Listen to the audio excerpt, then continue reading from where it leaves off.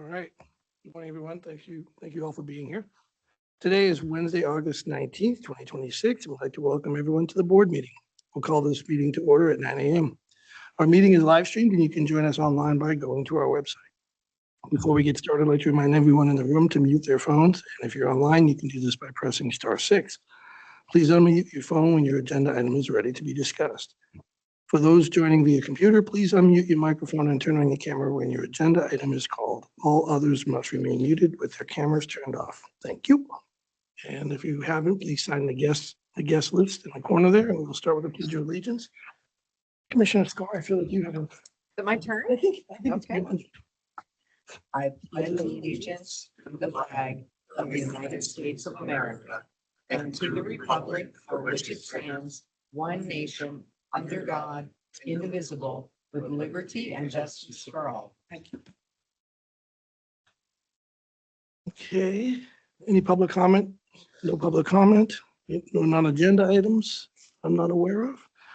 We will start with agenda item 5, which is a Great American Shakeout presentation. Joe Cooper, Tillamook County Citizens Group Council, TC4. Good morning. Come on down. Make sure the microphone's on too when you. We sit down. Yes, please. Take a seat and make sure the microphone's green. Okay, yeah, it's green. Perfect. Am I okay? Welcome. Okay. So as you said, I am here from the Tillamook County Citizen Core Council. Can never remember the 4 C's.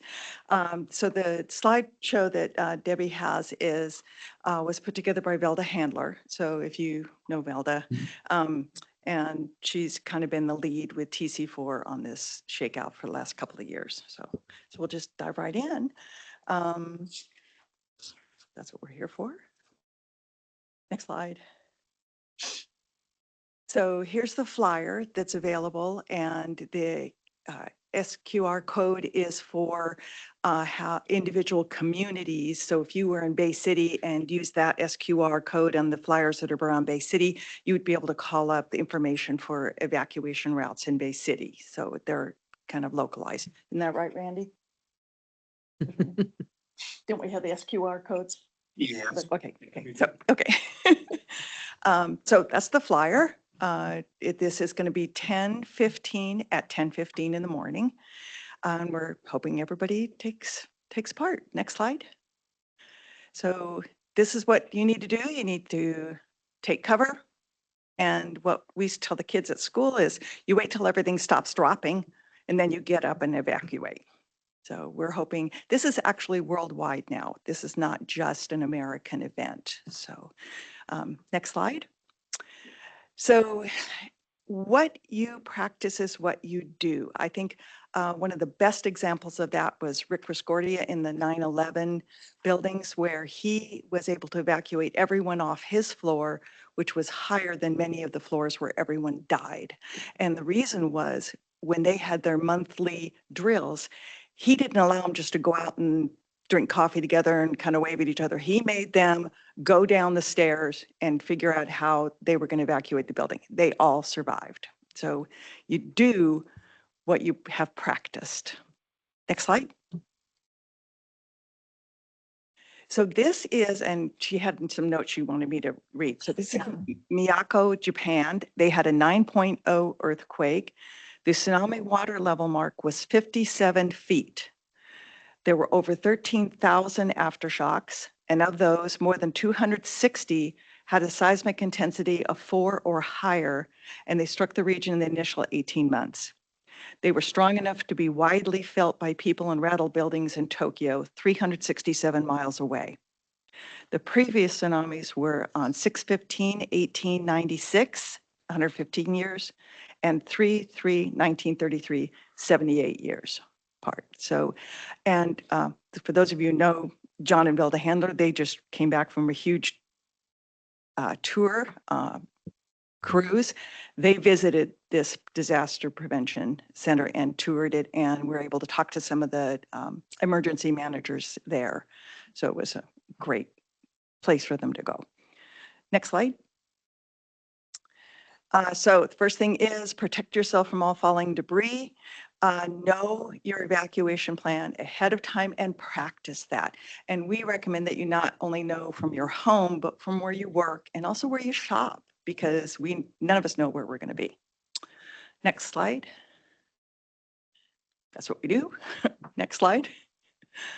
So our shakeout drills really encourage the whole community. So we have reached out to the state parks, the county parks, businesses, almost any place we can think of where we can get a group of people like here to get the word out about this Great American Shakeout so everyone can participate. And really key is knowing evacuation may not happen just because of the earthquake and tsunamis. There are many reasons why people need to do evacuation. So next slide. Practice and repetition. I think I've covered that. Next slide. So I heard about this place at the school. No, it wasn't a school. It's a public library somewhere in the Midwest. And there was an event happening and the earth started to shake. All of the kids ducked and covered. The adults stood around and didn't know what to do. So we want adults to know as well as the kids. Our schools do participate with this. So next slide. So everybody needs a go bag. It's really important. If you don't have a go bag, you should have one at home. You should have one in your car. And there are some really standard things that you can put in them. And then there are other things that we recommend, like your medications. If you don't have your medications in there, you should think about that. I have an extra supply of my meds. So whenever I get my meds, I put the new ones in my bag and I take the old ones out. And so they're constantly being rotated. So we really recommend that along with all the other standard things for go bag, which if you don't know what should go in there, on our website, evcnb.org, tons of information there. Next slide. So if you haven't signed up for the emergency alerts on your phone, you really should. And in this presentation, you can follow the link if you haven't done that. And so it's really kind of interesting as well as being very informative. You know, I'll be on a vacation and I'll find out, oh, there's an advisory in Tillamook, you know. So it's interesting. Okay, thank you. Okay, next slide. Am I running over? So we really stress the importance of communication. We have, in the last 3 years, we have set up a communication system up and down Tillamook County. And at the last Great American Shakeout, we were able to communicate all the way from Neoconi all the way down Oceanside. And everybody could check in and it's really key that the things that have been done in the communication field over the last 3 years are just phenomenal with the TC4 group. So we recommend people have radio and learn how to use it and practice it. Next slide. So this is a global event. I happened to be in Scotland a couple of years ago, and when this was happening, and I actually saw posters for the shakeout in Dublin. So it is international. So we really encourage people to go ahead and participate. Next slide. So we have added evacuation besides just this drop, cover, and hold, because we know everybody needs to evacuate. Even if you're out of the flood zone, you should evacuate and go to an assembly area because your home may not be safe to stay in. You can always go back to it. Also, in the assembly areas is where you're likely to find information if there is any coming out. So, and we have a camp at home program that we really suggest that people look at so that you can have supplies that you keep outside your home. So your home may not, your property may be okay for you to stay up, but your home may not be able to go into it. Evacuation on foot, that's really key. A lot of people think they're going to drive, not going to happen. So next slide. So there's things that you should think about to put in your go bag. The reunification plan with your family is key. You should have an out-of-state contact that you have with your family. Everybody has that on their phone because you may not be able to call locally, but you may be able to call out of state. So it's really important. Next slide. The last part of that is the part we're proudest of. So in 2023, we had 455 participants. 2024, we had 741. Last year, we had 3,921. And if we could get the creamery and the smoker to involved, we would really kill that number. But last year, one of the reasons our numbers really went up is we targeted the schools. And they had been doing earthquake drills, but we hadn't had it reported to us. So now we got them in the loop. So we're really proud of that. Okay, next slide. So that's our goal. We want to increase our resilience. Planning and practicing are the keys to that. Next slide. So on one of the flyers that you have access to is all the who, what, where, why, when, and how. It's all there. I think we've pretty covered it. Next slide. So know where your local assembly areas are, and there are tons of resources in the links in this presentation. I think that's it. Yep. Great. Thank you, Joe. So we hope you guys participate. Thank you, Joe. Thank you so much for coming and sharing this information with us. Thanks for all your work in TC4. It is a very dynamic group. I'm so proud of the work that you're doing. I'm thrilled to know, I didn't know that in the last year's shakeout, you had achieved the connectivity, the communications from Neocani all the way to the south. That's outstanding work because, of course, in a real event, some of those communities, if not all of them, would be isolated. So well done. Let me just mention something else, which is really cool, because we just got confirmation the other day. So the Civil Air Patrol is going to do a flyover of the assembly areas on the shakeout date and take pictures, and hopefully people will be able to see the different sites where people are gathering. So that's really a new loop added to it. Yeah. That's really kind of cool. Yeah, it's so important. We have so many tsunami zones here. We have so many places that will be inundated when a tsunami happens and you're absolutely right that what we practice is what we will do. Yep. So Absolutely. Thank you for your work. Yep. Thank you for your time. Thank you. Thank you. Agreed. Thank you, Joe. All right. Move on down to agenda item 6, the consideration of a prevailing wage rate contract for construction with Motorola Solutions for furnishing and construction of public safety radio system project. John Hartsock, project manager of JN Hartsock Project Management. Good morning, sir. Good morning. Good to see you again. You as well. I'm here to present the recommendation for your approval of the contract to Motorola Solutions for the Tillamook County Public Safety Radio Communication Project. We went through a very competitive process. Following voter approval, the county issued a request for proposal in May of 25, seeking qualified firms to design and construct the new communication system. 2 nationally recognized firms submitted proposals.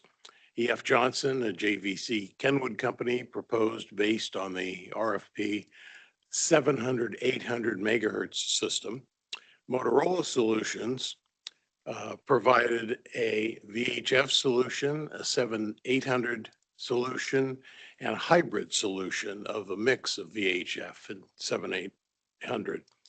A 10-member steering committee consisting of representatives from county public safety agencies, county administration, and independent technical consultants conducted a comprehensive review and appraisal of the proposals.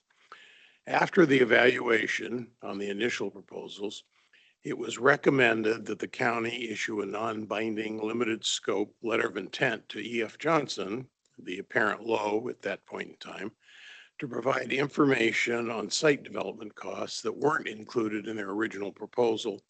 That was going to be a significant number, and we wanted to make sure we knew what that was before we moved forward.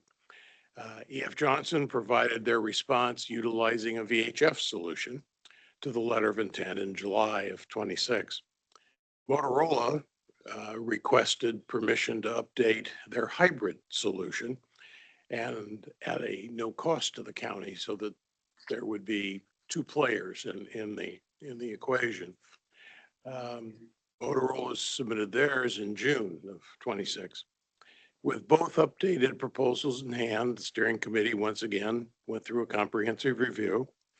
After carefully comparing both proposals, the committee determined that the Motorola solution offered the lowest first cost and the strongest long-term value to the county. During the process, both firms were afforded the opportunity to present their approach to the steering committee and their portables and mobiles to system users. We had a one-day meeting where they could present their portables and mobiles to the users, as well as to their dispatch equipment to the 911 dispatchers. The committee unanimously endorsed the Motorola proposal at its July 7th meeting. As you are aware, E.F. Johnson submitted an administrative protest to the board's action on July 29th of the board's intent to award the contract to Motorola. On August 10th, County Council responded to the administrative protest, and the county firmly believes, and I firmly believe, that the procurement process was conducted fairly, consistently, and in accordance with the requirements in the request for proposal. On August 11th, E.F. Johnson advised that they elected not to pursue further proceedings and would take no further action or prevent the county in proceeding with its vendor of choice. Why Motorola? The recommendation was based on four primary considerations. First was coverage. Motorola analyzed more than 190,000 actual calls for service in the past 6 years from the computer-aided dispatch system. Rather than relying solely on computer-generated models that evaluate the coverage, it was instead where the responders actually have been working. Their proposed system provides approximately 94% portable radio coverage and 99% mobile radio coverage at those real world locations. This represents excellent performance while avoiding the significant costs with constructing additional radio sites. Second, ease of use. Motorola's latest offering, the radios automatically switch between the county radio network that we'll be building, Wi-Fi in buildings, schools, those types of locations, commercial cellular networks, Starlink satellite connectivity, and without the user having to do anything. The radio just automatically switches to those opportunities if the base radio system isn't there. So for the first responders working in difficult environments, this provides an additional layer of communication reliability while allowing them to remain focused on the emergency at hand. Third is reliability. The proposed systems includes improved in-building coverage, multiple layers of system redundancy, and connectivity, through multiple commercial carrier options. These features provide a highly resilient communication system capable of supporting emergency operations when portions of the network experience problems. Taxpayer stewardship. Motorola's proposal makes effective use of existing communication sites. They're, in fact, in their solution, we are not building any new communication sites. We're using existing sites for all of them, which is a tremendous cost savings. It obviously simplifies the land use question, which can be very difficult in permitting communication sites. They're not popular. And this goes to a significant portion of the over $7 million savings between E.F. Johnson and Motorola. The Motorola proposal also includes 5 years of warranty and support on the subscriber radios, as well as the radio sites, the microwave systems, and all of those pieces and parts, and 10 years of cellular Starlink connectivity. There's a monthly cost, and they're including 10 years of that coverage. So this Together, these features reduce long-term operating costs, maximizing the county's investment. Schedule, Motorola's duration is 300 days shorter, so almost a year quicker than the E.F. Johnson proposal. As I mentioned previously, we will be establishing a Citizens Advisory Committee to kind of oversee what we're doing and ask all the appropriate questions. So reliable communications are the foundation of public safety response and safety for first responders.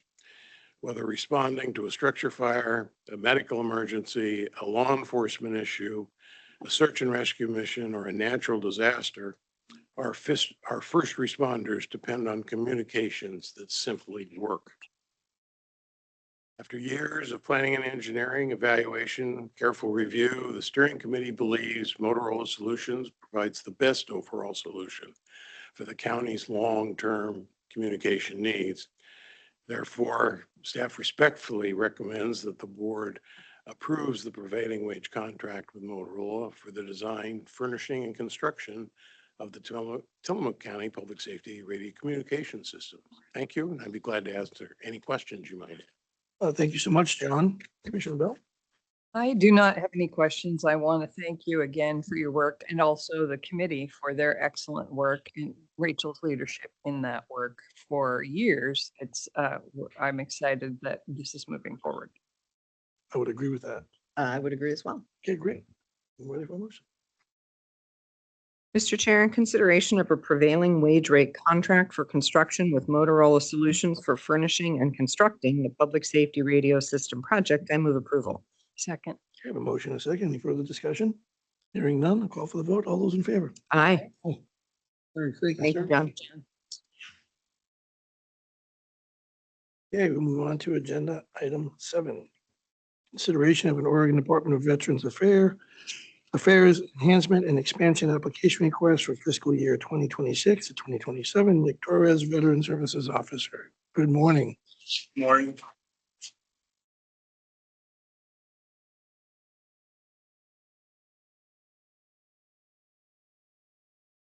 The Oregon Department of Veterans Affairs, they want to give us $98,927 to be used for enhancement and expansion. So part of the application is they want a plan for veteran services carry forward funds for this fiscal year. So we're going to use $134K for veteran service coordinator, $5K for Veterans Day event at not the Tillamook Air Museum anymore. It'll be a TBCC. $10,000 for jiu-jitsu for veterans, $5,000 for yoga for veterans at the Tillamook YMCA, $5,000 for yoga for veterans at the NCRD, $25K for advertising in local newspapers, local events, and online, $5K for fuel and maintenance. And then we were going to roll over $159K into next fiscal year. That's pretty much it. Is there any questions? Okay. Commissioner Bell? I don't have any questions, but I just want to thank you for your excellent work. All of those programs, I think will be of significant benefit to our veterans community. And slightly off topic, I want you to know that I have received, maybe we all have received from Judge Hill praise for your work and that of your staff recently. The circuit court says that you're just doing an outstanding job representing veterans. So I want to thank you personally, publicly. Well done. Thank you. Yeah, thank you for that. No, it sounds great, Nick. And so there'll be 98,000 extra dollars. Is part of that blended into what you said you were going to pay for, or is there some special initiative for that extra money?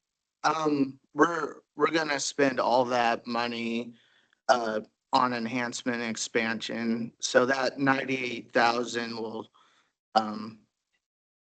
be spent mainly on like our veteran service coordinator. But ODVA cares how we spend all our money, so that's Sure.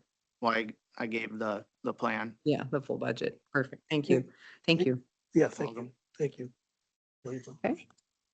Mr. Chair, in consideration of an Oregon Department of Veterans Affairs ODVA enhancement and expansion application request for 2026-2027, I move approval. I second. Yeah, I have a motion and a second. Any further discussion? Hearing none, call for the vote. All those in favor? Aye. Aye. Motion carries. Thank you. Thank you, Nick. Thank you. Okay, move on to agenda item 8.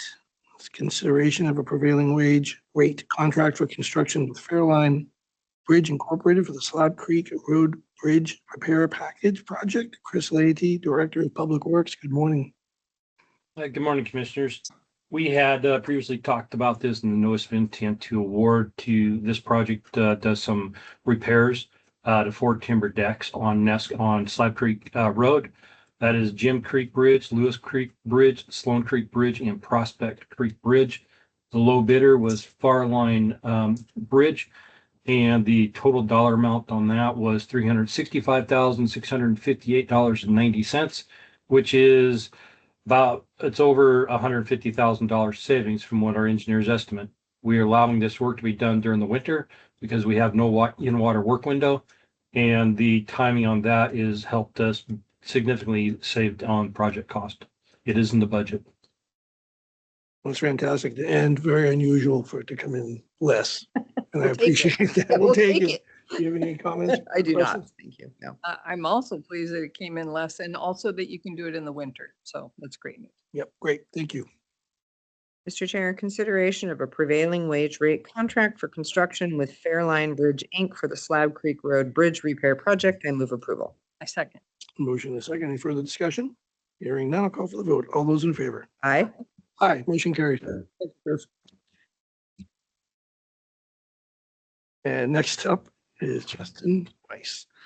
Agenda item 9 is consideration of a professional services agreement with Parametrics Incorporated for the 1200-Z additional compliance support for Manzanita, Tillamook, and Pacific City Transfer Station Stormwater Services Project. Good morning, Justin. Good morning, Commissioners. Rachel Bryan, good to see you all. Yes, we have 3 items with Parametrics, who's been our longstanding stormwater consultant. Enjoyed working with them and hoping to continue moving forward. So the first one on the agenda there is 1200Z support. 1200Z is our stormwater permit for each site. We have 3 of those, Manzanita, Tillamook, and Pacific City. And this contract includes a training preparation and administration to staff.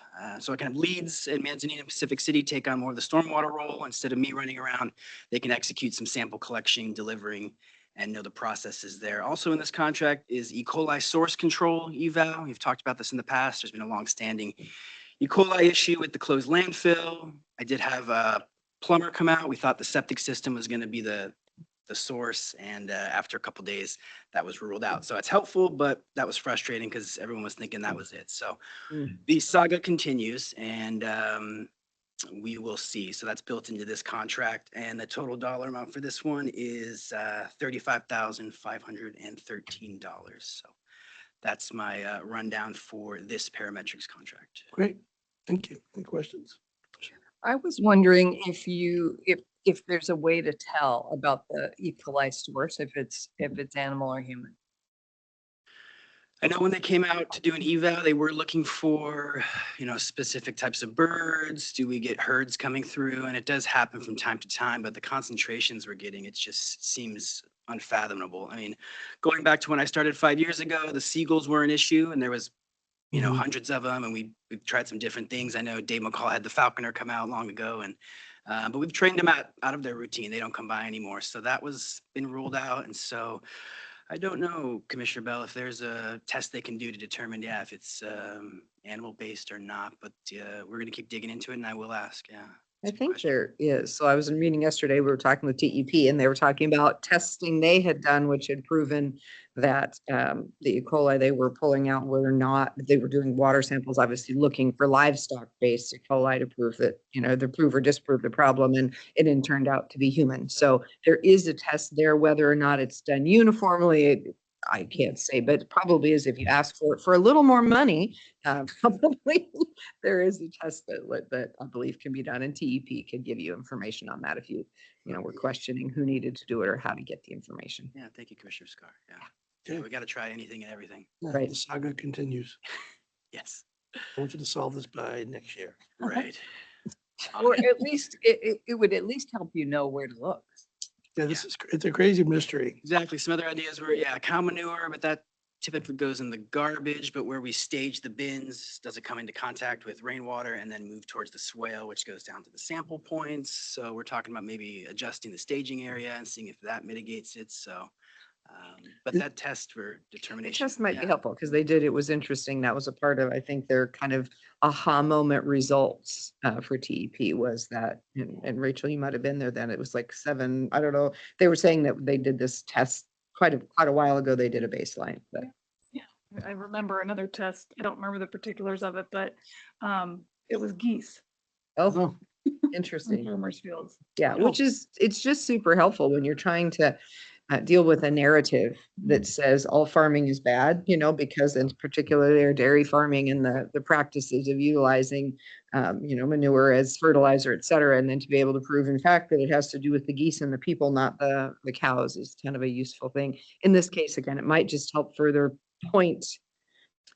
Yeah, At least you got some good questions. Surprised we haven't executed that test, to be honest, and perhaps they have, but I'm gonna definitely dig into that. Yeah, Yeah, and it might not be one the typical water sampling company thinks about, true. but TEP's thought about it.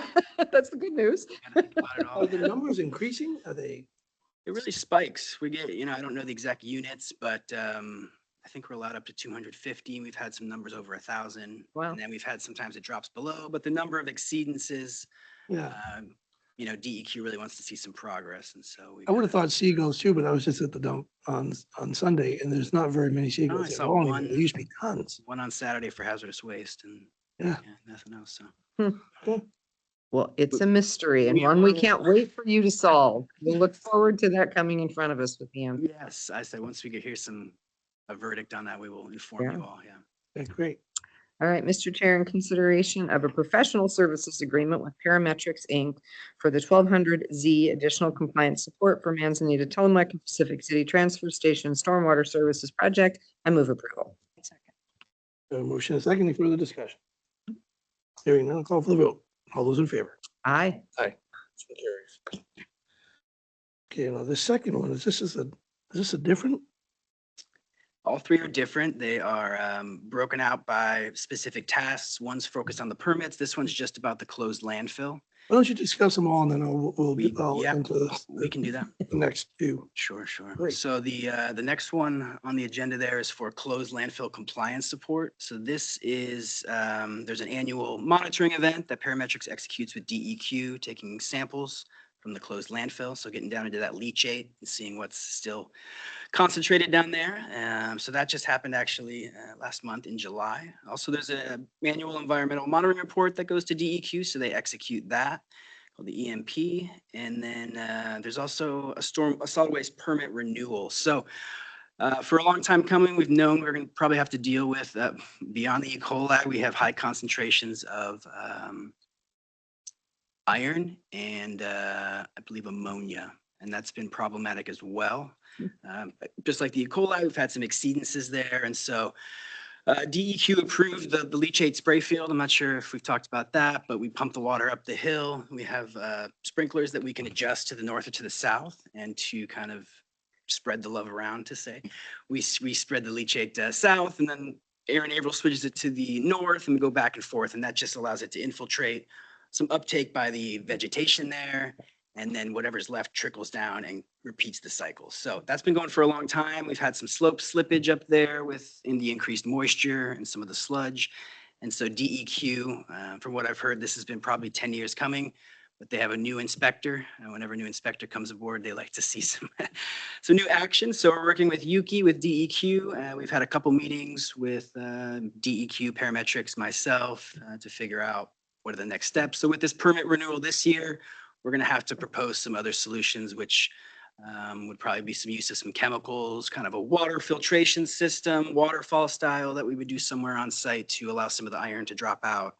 And we're looking to be the most cost effective with that. So that's going to be the big push with this contract, is figuring out the leachate and the concentrations, and the hopeful outcome would be to be able to discharge it off-site if we can get the levels to a certain level where it could be just part of a discharge permit. So that would eliminate the spray field, which is problematic, the accumulation of iron. We have to go in there and clean it out, and switch the pumps to each side, and the pumps fail during the winter with the high water flow. So it's problematic.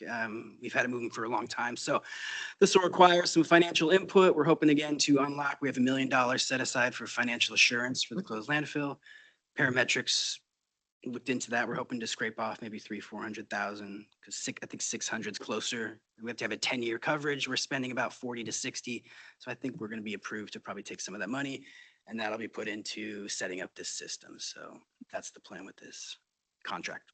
And I think the dollar amount, yeah, $41,415 for this contract. All right. We'll go ahead and read this one into the record. The consideration of professional services agreement with Parametrics Incorporated for 2026, 2027 environmental compliance support for Tillamook Transfer Station, Manzanita Transfer Station, and Pacific City Transfer Station for Transfer Station Stormwater Services Project. I move approval. I second. Have a motion and a second. Any further discussion? None. Hearing none, I'll call for the vote. All those in favor? Aye. Aye. Motion carries. Okay, we'll move on to agenda item 11, consideration of professional services agreement with Parametrics Incorporated for environmental compliance support for the Tillamook Transfer Station project. I move approval. Second. Motion and a second. Any further discussion? I just do, yes. Yes, perfect. Want to say that I'm pleased with your idea about taking some of the $1 million that you have to hold in reserve in order to create a system to take care of the problem. I think that makes perfect sense, and I'm encouraged to hear you talk about it. Yeah, no, thank you for that. Something, going back to my predecessor, $100,000 a year into a sinking fund for these capital improvements. And a lot of that now is going towards the construction for Manzanita and Pacific City. So I thought if we can unlock some of those funds for the closed landfill, that would be ideal. So Great, yeah, thank you. thanks for Fantastic. feedback. Any? No? Call for the vote. All those in favor? Aye. We have one more? Did No, we do the- No, that was There's it. We three. got all three of them. You're very efficient, We covered, except with the E. coli, but otherwise, yeah, I have nightmares about that E. coli, but we'll figure it out. We will. thank you. Justin. Thanks, Justin. Have a great day. Okay, we'll move on to agenda item 12, consideration of a personal services agreement with Liftoff LLC for County Office 365 licensing. Brandy Norbaum, It's for hand raised online. I don't know. if- Operations Manager, Information Services. Hello. Hello, hopefully you guys can hear me Mm. okay. I'm at a cybersecurity summit in Portland and trying to find a quieter area. So do let me know if you can't hear me okay. I would like to request approval to renew our annual Office 365 licensing. This licensing provides essential email, productivity, and collaboration tools for all of our county departments. The cost for this renewal is $94,044.30. And I'd also like to thank Isabel too for her help in getting this contract and some various other contracts put together for us. She's been very, very helpful. And I'm happy to answer any questions you might have about the licensing. And I want to thank you for your time and consideration. Thank you. Great. Commissioner Story? The only question I have is I know in previous years, we sometimes see this contract jump up significantly because they kind of have you. So can you tell me if this is an increase from prior year, and if so, how much? And This is actually less than it was last year. I think it's about $3,000 less. Take it. I would have to, double check on the exact number there, but we're also trying to make sure that we're not just trying to buy licenses up front, because we get them for a prorated price. Oh. So if you buy a license for somebody right at renewal time, you're paying for a full year versus 6 months in, you can pay 6 months. So try to right size that for this year as well. Thank you. Thank you, Brandy. I'm glad you're at a cybersecurity conference. I hope it's great. I think it's going to be amazing. Okay, great. All right, Mr. Chair, in consideration of a personal services agreement with Liftoff LLC for County Office 365 licensing, I move approval. Second. Okay, motion and a second. Any further discussion? Hearing none, I'll call for the vote. All those in favor? Aye. Aye. Motion carries. Thank you, Brandy. Thank you. Yeah, I see that. Sarah? Oh, it's Sandra. She's posting some information Oh, okay. Oh. Okay, great. Okay, move on to agenda item 13, consideration of a non-prevailing wage contract for construction with Salem Fire Alarm Incorporated for the courthouse fire alarm system project, replacement project. Kevin Jolly, facilities supervisor. Good morning, sir. Good morning. What you have before you is a contract with Salem Fire Alarm for upgrading our fire detection system, specifically the smoke detectors, heat detectors, pull stations, and various programming that goes along with the new system. The old system is old and we can't get replacements anymore. So we're kind of forced into, doing this upgrade. One thing with the old system, if one of the smoke detectors goes down, there's, like I said, no replacements, and it takes the whole system down until it can be brought back up again. So this is a little preventative maintenance that we can get done and have the system up and going for many years to come. Great. When you say old, do you know how old the current system is? The current system, the smokes, because we recently with the DA remodel upgraded the control box in the computer room upstairs, but the old system, the smokes, the heat detectors are probably good 25 years old. Okay. Would be my best guess. Mrs. Howard? I don't know, it's about $38,000 it looked like, which seems Yes, like that's money right, well sorry. spent for the safety of Yeah. everyone in the courthouse and those who visit the courthouse. Yep, sorry, I forgot to throw that in. $38,300. Yeah, when you said updating the whole fire system, I thought, oh dear. Oh, no. 38,000 seems like, again, a very reasonable number for the No. protection it provides. Yeah, what we'll be replacing is 94 smoke detectors, four heat detectors for the boiler room, 13 manual pull stations, and 2 new monitoring systems for the sprinkler system and 3 relay modules. And again, and also in addition to that, it's going to be the programming, the testing and certification, and the commissioning process with fire marshal. Yeah, thank you. Thank you. It's all very important stuff, and I hope you can make it last 25 years. That's my goal. Yeah. Fantastic. All right, Mr. Chair, in consideration of a non-prevailing wage rate contract for construction with Salem Fire Alarm, Inc. for the courthouse fire alarm system replacement project, I move approval. Second. I have a motion, a second. Any further discussion? Hearing none, I'll call for the vote. All those in favor? Aye. Great, thank you. Okay, Kevin. thank you. Hey, agenda item 14 is consideration of a personal services agreement with Global Grant Services for grant management. Isabel Gilda, Administrative Analyst. Good morning. Good morning. Thank you. So before you, you have the new personal services agreement with Global Grant Services for grant writing services on an as-needed basis. And we switched to this model, I think, last year. Prior to that, we had a retainer agreement. So the $49,000 in the agreement may or may not be spent depending on department need. They would reach out to the contractor, excuse me, if they have a project in mind. They would receive a quote from Global Grant Services, so the department has an idea of how much it would cost them to pursue a grant funding opportunity. So the scope of work includes a senior grant analyst, outreach, letters of support, work to establish a relationship with the funding agencies and the grant submissions through the reporting process. So it's quite from the beginning to the end if the project is chosen. And any questions? So I think it's an important service. I'm glad that we negotiated or changed the terms to better suit our needs. But we need to apply for these grants, and it's a lot of work and takes up a lot of time for our people to do it. So I appreciate it. It is a very specific skill, and We grants are great, but sometimes They can take a they're a lot. heavy lift. Okay, ready?